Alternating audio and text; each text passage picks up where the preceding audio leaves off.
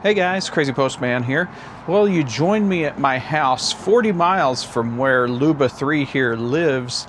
And if you watched the previous video, you know that we maxed out its area at Luba's mowing location. So I shouldn't be able to add any more. People are just very curious how this works. So what we're gonna do is, I'm here at a new location. There's no map here at my house for Luba 3. So we're gonna mow my front and backyard using only the DropMow feature and see if it still works. So that map is not saved and it doesn't have anything to do with your normal mapped areas. I don't think we're gonna have a problem doing this. I am gonna spray off Luba because it is kind of dirty and it's bothering me. Has lots of dirt on it. The LiDAR globe is pretty dirty. I was gonna leave it dirty and just see how that affects it, but it's really bothering my OCD to see it like that. If you're wondering why I have Luba out here at my house, 40 miles from where Luba lives, I recorded another video of what happens when you steal Luba, so I pretended to steal Luba from my parents' lawn and drive it out here. So if you want to watch that video, it will be posted sometime. I've had Lubas for 4 years and I learned something during that episode. So just watch for that to come out. But right now, we're gonna try out this DropMow feature here at my lawn. Now, as you can see, my grass is very short. It's like 1.5 inches right now. And I have a high cut model Luba. It only goes down to 2.2 inches. And that's gonna be another video. We're gonna try to buy a spacer or something off the third-party market to make it cut lower, because I don't like any of my grass cut high. To make Luba work for me, I need it to cut lower. Now, a normal person purchasing a Luba would purchase the model that they want. This mower was sent to me for review for Mammotion, so I didn't really have a say. And if I wanted a high cut or a low cut, I just got what they sent me, and that's fine. We can still make useful videos, but it's not gonna cut anything. It's gonna be doing a dry run here because there's not one blade of this grass that's 2.2 inches tall. So keep that in mind. We're not gonna be actually cutting anything, but it is gonna run through the motions, and we're gonna see how that DropMow feature works and if it still works when there is no space available on the map. Like you saw in that last video, I couldn't add any more areas. It is completely used up at 5,000 square meters. So I'm gonna spray this thing off first and clean it up, and then we're gonna start the DropMow feature. With other mowers, what they want you to do is start it in the corner of a lawn and it'll work across the lawn. What the instructions for Luba says is you start the DropMow feature just right in the middle of where you want it to mow. Technically, since mine and my neighbor's property are merged together, there's not like a physical barrier. I'm gonna have to use the app to put a virtual fence over there so it doesn't go onto my neighbor's property and mow her lawn as well. I'm sure she wouldn't mind, but I'm gonna show you in the app how to add a virtual fence to the app and it will keep it from going over there. So we don't have a large area here. I'm gonna get it started. We'll do the front yard and the backyard just to see that it can do it.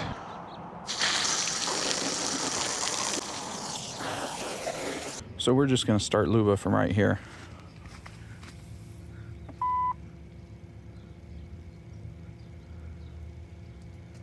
DropMow ready.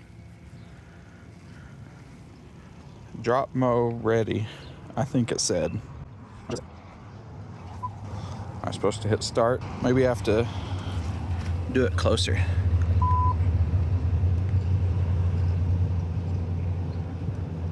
DropMow ready. Start working. There we go. So you hold down the grass for 3 seconds and then press start after it says DropMow ready.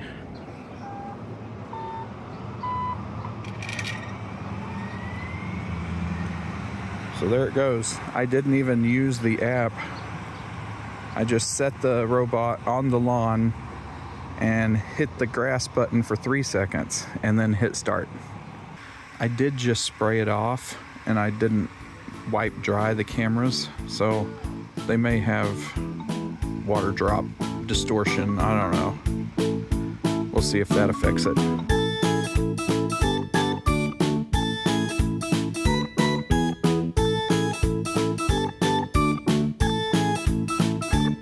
Okay, so I've paused it here in my app. You can see the basic shape of my front yard. You got the tree up there that's a circle in the middle of the yard, and then you got that little dirt spot over there along the driveway that it didn't mow because it didn't recognize it as lawn. So I think y'all see how this is going to work. I'm going to go ahead and create a virtual fence.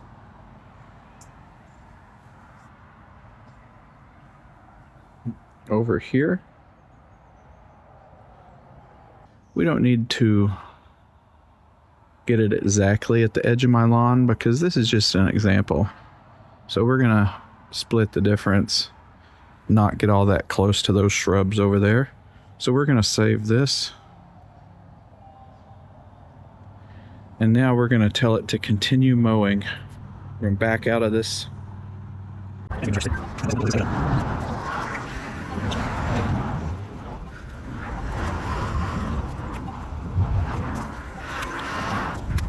Okay guys, so we're here in my backyard with the Luba 3.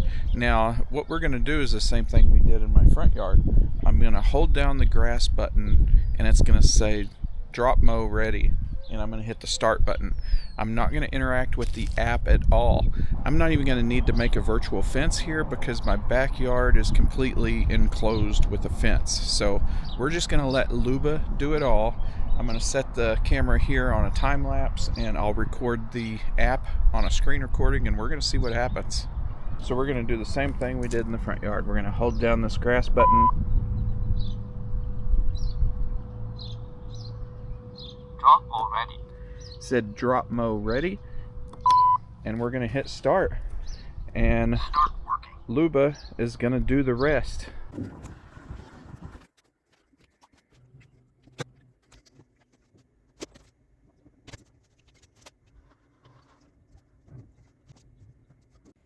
So I wanted to call this out real quick. You can see Luba going over here, but having trouble going over these pavers that are on the ground. That is because to the cameras, it looks like it's an obstacle. But in the settings, you can go into the edit area and get one of these no stop zones and put it over the area where the vision is having trouble with thinking something is an obstacle. And that way you can tell the software, hey, it's okay to drive over what is in this area. So wherever you put this blue box, it will drive over ground level obstacles. Now it's still not going to try to drive through a tree or, you know, run over a baby or something. It's not like turning off obstacle detection, but if it's something at ground level like dirt or a brown patch of grass or a paver on the ground, you can turn on the no stop zone and it will help it move over this area without stopping. While I have y'all here, I wanted to show you that I do not have an RTK connection. If you look in here in the RTK settings, you can see it's set to antenna over data link, but I am nowhere near my RTK antenna, so no connection. Now, you saw me add the no stop zone in the screen recording a little bit too late. Over here, it was noticing these pavers in the ground as an obstacle. Now my other vision robots sitting over here, they operate much the same way.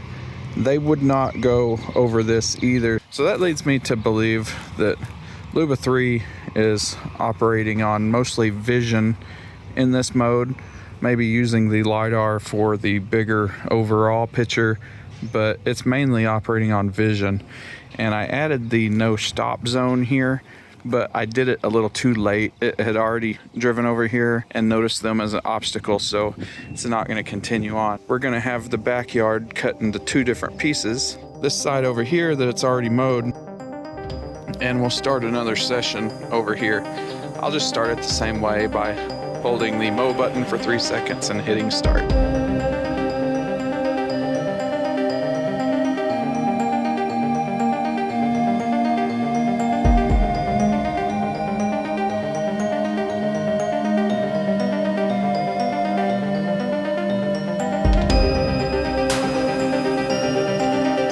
Alright, so it finished the other half of the backyard here. Now just remember, we were doing a dry run because it wasn't actually cutting anything, so I don't need to hear it in the comments. What did it cut? It didn't even cut anything. We know that. But as you can see, it did the whole area here just in 2 different sections. So it mowed over here and got stopped because of this boundary here. And then we mowed over here. So technically I could have made it mow the whole backyard at once. I would have just needed to add the no stop zone right here. Other than that, it appears it was operating on mostly vision only. I don't know how it uses LiDAR in the background, but I don't have RTK out here. It's not connected to the RTK antenna over there. So there is no RTK going to this Luba right now, but it was operating very similar to these guys over here. And if you've watched my video over the DropMow, then you understand how vision only operate. Luba 3 was operating very similar. So again, just to summarize, even if a Luba 3 is completely maxed out on its maps, you can still use the DropMow feature to mow areas. Just know that those maps don't get saved. So wherever you take Luba to mow, you're gonna have to recreate that map fresh every time. So that's how the drop and mow works. Basically, it appears to me that it just is vision only, and it just mows what's in front of it. You can put up virtual fences and virtual things to the map you can do, but other than that, it just goes and mows where it thinks it should mow. It does mostly go in straight lines, but occasionally it zigzags around a little bit and goes in circles, kind of like other vision only robots. It's just part of it. When it thinks it sees something, it should go around.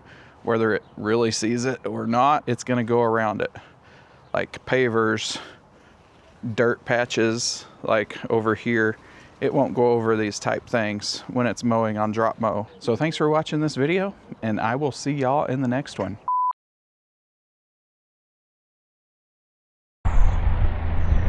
There's a helicopter launching in the background.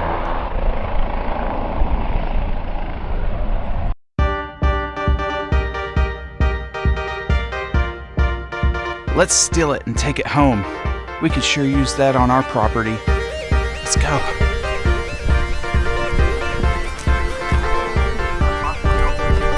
Put it in the trunk, hurry. Let's go.